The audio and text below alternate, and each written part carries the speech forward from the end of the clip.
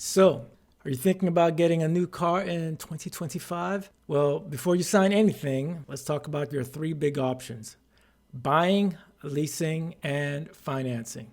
Each one has its major pros and cons.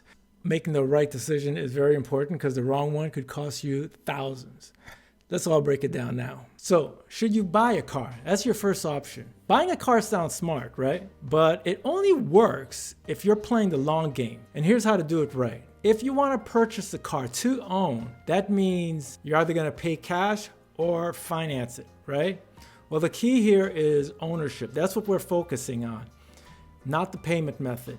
If you're buying it brand new, it only makes sense if you plan to keep this car 6 to 10 years or more. Why? Because a new car drops 10 to 20% in value the moment you drive it off the lot.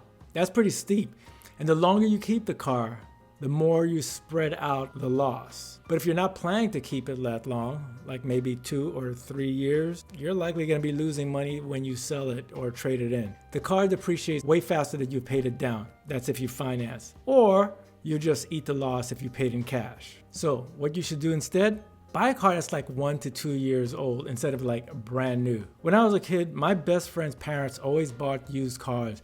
And I remember thinking, man, why don't they just like get a brand new spanking car? They're kind of cheap. And like as an adult, like I realized how smart they were in doing that. The other thing to do is to make sure that you look for certified pre-owned vehicles with quality warranties. Warranties that are essentially bumper to bumper, meaning that anything that goes wrong, that they'll cover it. I remember once buying a brand new Nissan Sentra a while ago, and I bought this warranty and it wasn't bumper to bumper. I didn't know about that then.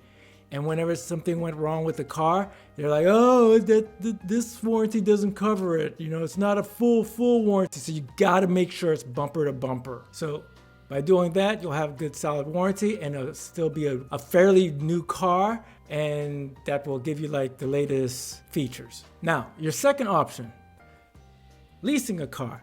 Now, leasing a car, that gives you low monthly payments and a brand new shiny car. But is it a trap? Here's what you need to know. Leasing is essentially renting a car.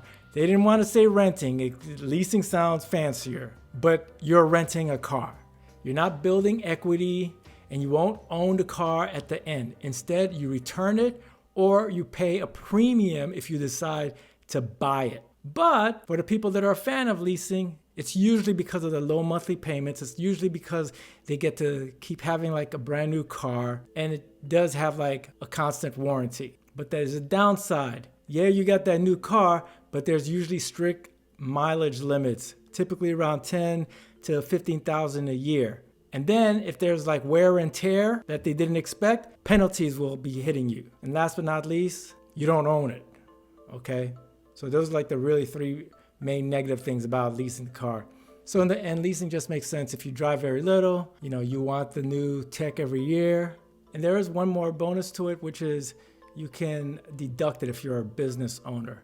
But you could also deduct a brand new car and used car, but the way that you do it, I think might be a little different. You'd have to chat with your accountant about that. I never leased the car, but I just know about some of these pros and cons. But if those things are not the case for you, as for most people, leasing is just throwing money into a fire just so that you can look good short term. And hey, that could be really important to some people. I want to look good. The third option is about financing a car. So let's talk about like what's the smartest way to finance it. If you're financing a car, make sure you're doing it the proper way. And here's how to avoid getting burned. Whether you're buying a new car or a used car, most people tend to finance it. And that means taking out a loan and paying it off monthly. Financing isn't necessarily bad, but doing it wrong could really screw you over. It could really screw over your finances.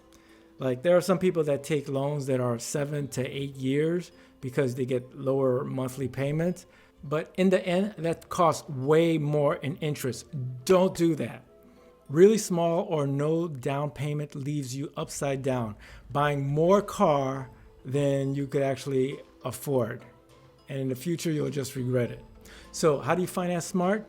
Aim for a 3 to 5 year term. plus 20% down if you can. And most importantly, like, choose a car that fits your real budget. This section isn't about whether you buy a new or used car. It's about how to structure the loan so it doesn't own you. So in short, buying a car makes sense if you are keeping it 6+ years. You buy a likely used car, not fresh off the lot. You're focused on long-term value over short-term flash. Leasing a car makes sense if you drive like under 12,000 miles a year. You want a new car every few years. You don't mind never owning it and maybe writing it off for a business. And when it comes to financing, you want to do it the smart way, which is choosing a short-term loan that's just 3 to 5 years, putting down money up front, and avoiding loans that stretch your budget too thin. So if you found this helpful, hit that like button and subscribe for more money and tech tips. If you got some questions, drop them in the comments so I could check them out. Other than that, I will see you guys in the next video.